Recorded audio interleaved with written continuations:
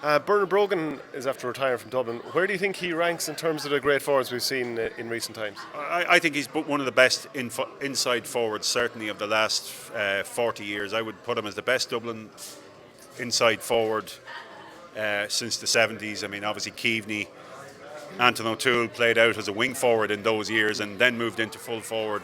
So I think of all those inside forwards, I think Bernard was the best from Dublin, and he ranks right up there with the best of the last 40 years. I would say he's up there in that company, because from 2010 to 2013 and probably on to 2015 as well, he was very, very prolific, and a player that wins a Footballer of the Year, and from my memory it wasn't in dispute that Bernard was going to win it in 2010 with a team that didn't make an All-Ireland final. I think that says something. It's happened a few times in hurling, but his eye for a goal, he was clinical, and it was his movement across the line. He was always moving, and he was a very, very honest player. He always showed for the ball. It was great for the likes of Paul Flynn and for his brother Alan to pop passes in. Obviously, Dublin played a little bit differently in the years after, which maybe would not have suited his game as much, because everything in the Pat Gilroy years revolved around him. They built the team around getting the ball in and serving Bernard. And there was a bit of tough love from Pat Gilroy initially, in that he left him off for the first 3 league games, and when he brought him on with 20 minutes to go against Kerry, Derry and Mayo.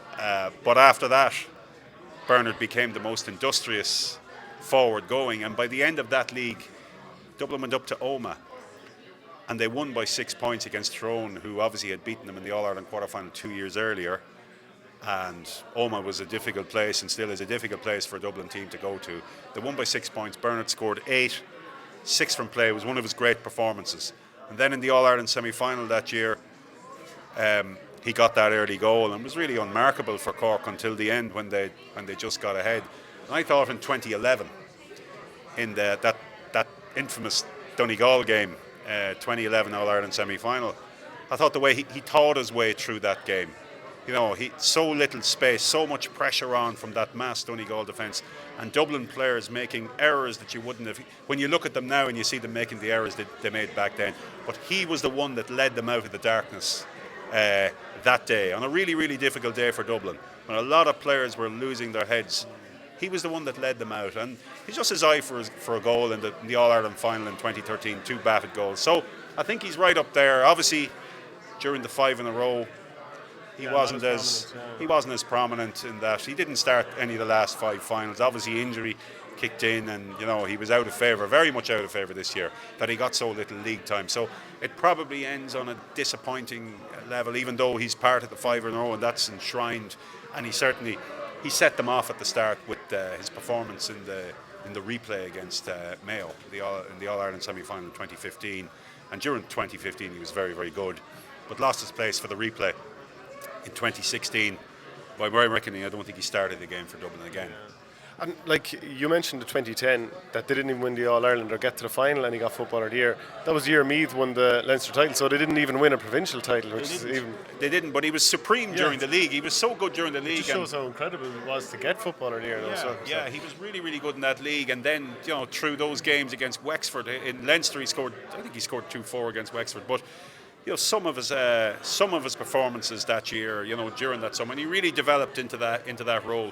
I mean, 2 years earlier, he had played for St Oliver Plunkett's, his club, in a Dublin replay on a Monday night up in Parnell Park, and Paul Griffin, his then Dublin colleague, was marking him, and Oliver Plunkett's own Rua, as they're known as, they lost the match scoring 13 points. Bernard scored 10 that night off Paul Griffin, and they were beaten by 3-6 to 13. It was one of the great performances I've ever seen from a player in a losing team.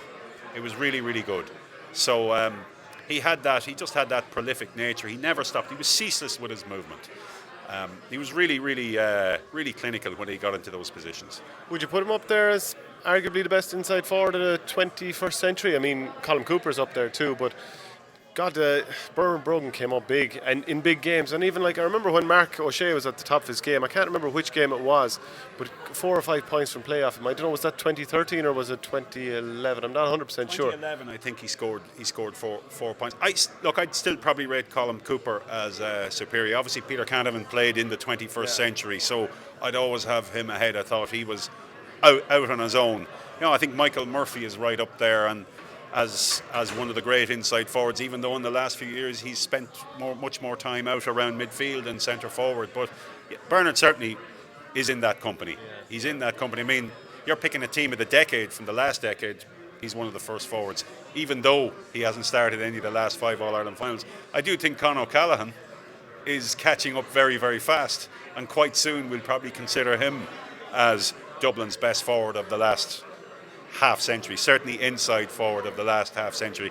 I think that's the pathway he's on, that he will actually bypass Bernard in terms of reputation. But Con has come into a winning team, a team that's already on the road with a number of All-Irelands. You can't underestimate what Bernard did for that leap from the team that was continuously losing great games in the last decade to a team that became winners, and he's made that jump.